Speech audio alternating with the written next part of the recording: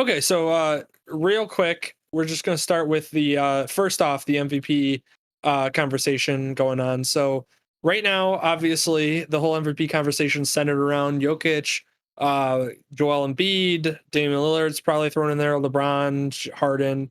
The only issue is that a lot of those guys, in Harden's case especially, didn't play nearly as much to get the kind of recognition maybe that an MVP candidate deserves as far as production throughout the whole season. So I don't think that James Harden should be really, really like close to even being the finalist for it. I think it should be one of those where James Harden is like a nice honorable mention. The Warriors, obviously, with Steph Curry, he's playing out of his mind, and it's just on another level. I mean, he's basically doing like he always played well, and he always played within the system with the Warriors. It's just that Steph Curry never did a LeBron thing. Like, for example, like the LeBron with the Cavaliers back before he joined the Miami Heat, like that kind of thing where he literally just put the team on his back. Like, I've never seen Steph Curry do that just because he hasn't had to, which is, obviously it's not to his Stay tuned, not to, maybe. yeah, not to his detriment. I'm not saying that I'm not like degrading him, obviously. I'm just saying that like you haven't really seen that out of him. Like, he hasn't had to do it. Of course, he's capable, which we're seeing this season. But it's one of those where I just feel like if you talk about the team's success, I think Jokic just basically has them 20 games above 500. He's playing spectacularly. He's probably one of the best passing centers in the league, if not the best passing center in the league. He's a facilitator. He's the massive part of their offense. He's consistent every single game. There's just not much you can say about him that like tells me that he shouldn't be the MVP. I mean, if you look at his numbers right here, just off of a basic, and this isn't even looking at like the analytics and everything, his points per game, 26.4, 11 rebounds, 9 assists, basically.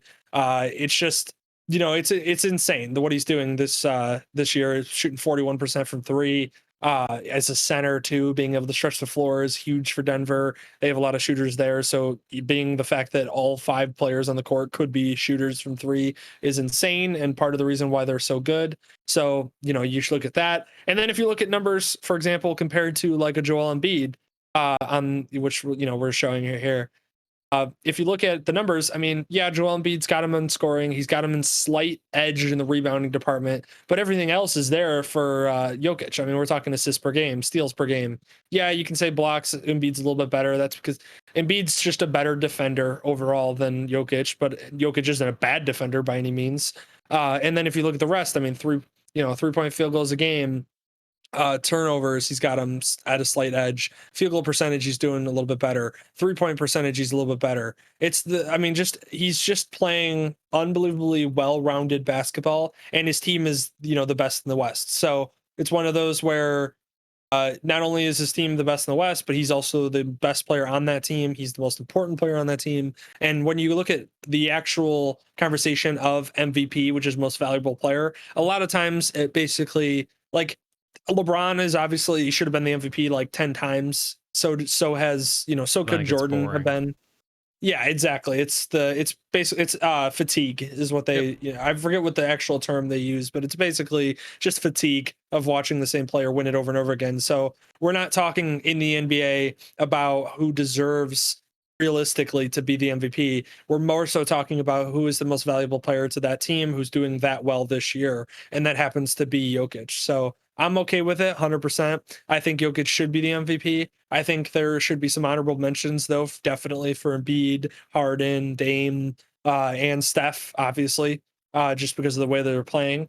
But that's just, I don't know. That's just my opinion. I think that should be pretty much a lock at this point. And to the conversation, too, that I've heard like Nick Wright say some stuff about how Jokic shouldn't be the MVP because if the NBA wants numbers and popularity and stuff, they shouldn't go after a guy who's really not like on a popular team in the limelight. And I'm like, listen, it does not matter. It's if anything, that's better for the NBA because the NBA has been so heavily, in the conversation of basically having these powerhouse teams and these powerhouse players and everything like that and household names, where it's fun to see a Denver team come around that isn't good very often, actually show, some team full around team effort and then have a central guy in Jokic. And you'll put the Steph Curry stats on the screen right now. Steph Curry, I mean, he's playing out of his mind too, and you want to talk about valuable to your team and like most valuable player to your team. Basically, Steph Curry's been putting the Warriors on his back and just playing ridiculously. He locked up the scoring title, 32 points a game. But again, it's one of those where his team's not the greatest, and that's why they're in the play-in game. So obviously, you give the nod to the guy who's led his team to a number one seed in the West. So yeah, that's kind of just how I feel about the MVP voting. Obviously, like I said, give some honorable mentions, but I'm totally okay with a guy from Denver winning it. I have no problem with with Jokic winning it, and I think it sends a good message to the rest of the NBA as far as who's capable of winning it and who can win in a vote that a lot of people have thought is really kind of a fan vote almost. So Yeah, so you being like it should actually be based on like who's the most valuable. I mean, not yeah, so much most valuable, but also like the best performer of the year. That's just not the same one every year, I guess. It's kind of hard to yeah. define now that I say it out loud. Well, because like you would say like Steph Curry is the most valuable player in the league to his team this year, and that's probably right. But what you're also missing is that, we're also looking at the Denver Nuggets, who are the best team in the West as far as records go. And Jokic is the biggest reason why, and he's their most valuable player and that team in particular. So he should be the most valuable player in the league because he's led his team to, number one seed and being the best in the West with like I said, almost I think 20 games above 500. So like, I'm not going to argue against Jokic being the MVP. Like if I found out tomorrow that Jokic is the MVP 100%, I'm not going to have any arguments or qualms about it. I'm actually going to be happier for the NBA because it's a guy that's coming from a team that's a little less known, little less seen in like the public eye. So, and not one of like the enticing teams like the Lakers or the Clippers or like the Bulls, household teams like the Knicks, names that you just like flash at you, Warriors. Yeah. So, I'm okay with it. And then moving on to coach of the year, which I think should be Tom Thibodeau, which is why you see him on your screen now. So Tom Thibodeau, in my opinion, it basically plays to the fact that Tom Thibodeau has taken the Knicks team, who's just been like a sad story for like the last, I don't know, 50 years of existence. I'm just joking overall, but they have been bad for like, I don't know, the last 10, 15 years, like pretty poor. So to me, I think Tom Thibodeau is probably the coach of the year, just the way that he's able to turn that organization around. The team is playing well, coached by him.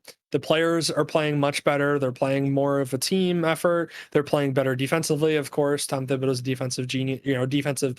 I don't want to say defensive genius, but he's a defensive guy. So of course, his teams always play better defensively. So that factors into it for me. And then, like I said, just being able to take the Knicks, who are a team that just has been kind of sad, and turned them into like a team that's actually like, oh, they're going to make some noise. Like, do I think that they're going to win it, or do I think they're going to make it out of the East? No, but I do think that they're fun and they have a nice future ahead of them. So especially with guys like RJ Barrett, Julius Randle coming into his own and everything like that, and I'm sure they're going to be able to add players because they're the Knicks. So I'm happy for them, and it's always fun to have the Knicks actually be good. So that's entertaining. But yeah, Tom Thibodeau to me, coach of the year.